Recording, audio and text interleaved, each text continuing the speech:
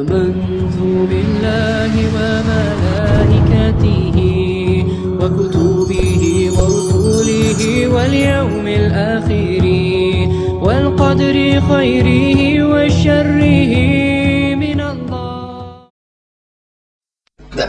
Значит, во-первых, христианство. Христианство, в общем-то, начало заканчивать свое существование в те времена, когда Маркс писал коммунистический манифест. Если взять его, почитать, он очень четко сформулировал положение христианства. То есть оно гибнет. И это действительно так. Потому что, в силу того, как оно было построено, значит, оно не смогло устоять против социальных революций.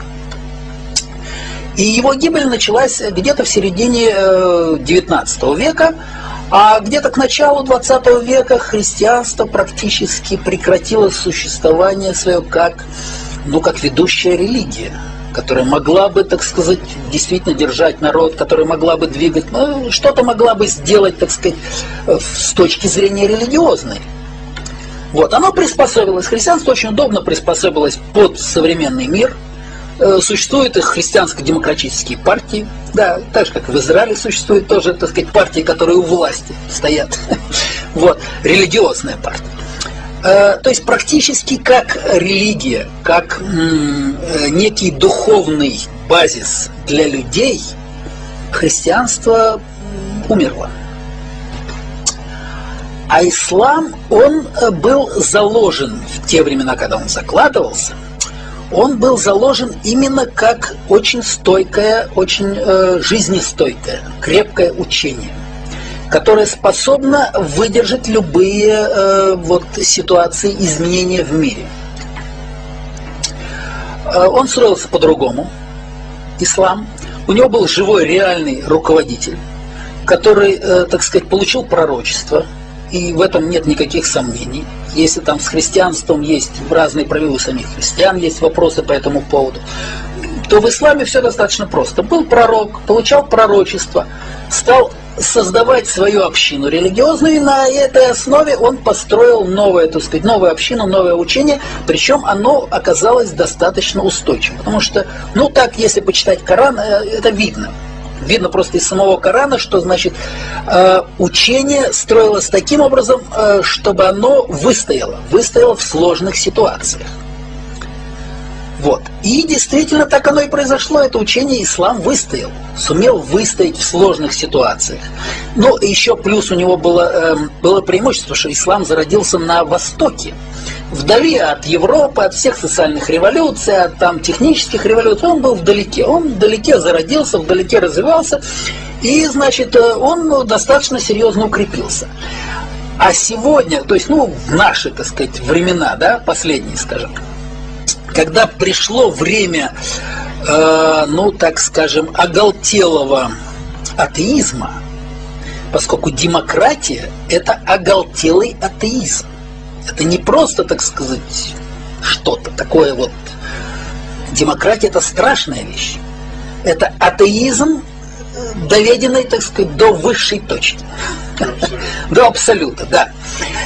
Так вот, когда пришло время вот этого самого демократии, когда демократия начала заливать весь мир, когда от христианства практически остались только памятники архитектуры, так скажем, больше почти ничего. От иудаизма, в силу того, что он попал под колпак сионизму, тоже практически ничего не осталось. И в мире сегодня, кроме ислама, ничего не осталось. И ислам, кроме всего прочего, он был так сформирован, что те, кто пошли за Мухаммадом, и те, кто в дальнейшем, так сказать, следовали за этой религией, они, они постоянно находились в состоянии общения с Творцом. То есть христианин, он там, если ходит раз в неделю, в воскресенье в церковь, это хорошо. В чем тоже, так сказать, да. А мусульманин, он 5 раз в день опускается на колени. 5 раз в день. Причем строго выверены по времени, так сказать, я же с ними там живу, да. И кроме того, я когда вот, скажем, ездил в Европу, я где-то в Риме, там в аэропорту был, там такой тихий закуточек. Ну, пришло время молиться. Значит, я пошел в этот закуточек. Ко мне пришли туда двое мусульман. Я стоял, молился там свое, они, значит, положили газетки, стали на колени. Это ислам. И, в общем, это говорится очень много. Человек 5 раз в день, хотя бы на 5, это там молитва очень небольшая. Я смотрел, вот мне так, была возможность посмотреть молитву, что в ней написано. Значит, молитва очень небольшая, но она очень серьезная, она очень глубокая. Человек на 5 минут становится на колени, наклоняется, произносит то, что там написано, он общается в этот момент со Всевышним. Это очень важно, это очень много. Поэтому ислам, в общем, это религия будущего. Ну, так скажем, вот, если сегодня мир не будет закрыт, в силу того, что государство пока что, которое называется Израиль, существует, а это мы сейчас находимся именно на этой стадии, значит, идет стремительное закрытие мира. Потому что государство не имеет права на существование. Вот 1,5 года назад закончились все возможные допустимые сроки, все, мир начал закрываться. То есть, ну, как Всевышний закрывает. Все эти, так сказать, экономические и так далее, все эти катастрофы, которые идут одна за другой, любые попытки какого-то дальнейшего прогноза, значит, остановки, там, выброса, это все бессмысленно. Мир будет закрыт. Это неизбежно. Если не, так сказать, ликвидируют вот это государство, которое является как раз корнем зла. Так вот, если удастся его ликвидировать, то где-то лет через 70, я так думаю, большая часть населения Земли будет исповедовать ислам. Потому что это религия, которая, ну, достаточно сильная, правильная, и она людей ведет в том направлении, в котором нужно. Единственное, что, конечно, там есть проблемы.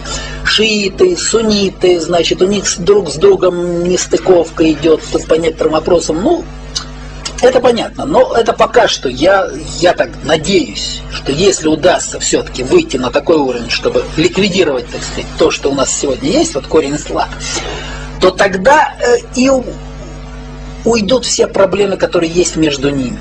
И действительно, большинство людей в мире начнет исповедовать ислам. Сегодня уже этот процесс виден, потому что они, так сказать, заполняют, распространяются. И там, я уже сейчас не помню, где-то в одной из европейских стран там категорически запретили строить новые мечети. Да. Но, потому что идет распространение. Будущее мира за исламом. Да, Швейцария, совершенно верно. Будущее мира за исламом, это совершенно точно. Если удастся вот сегодня локализовать ту проблему, которая имеется.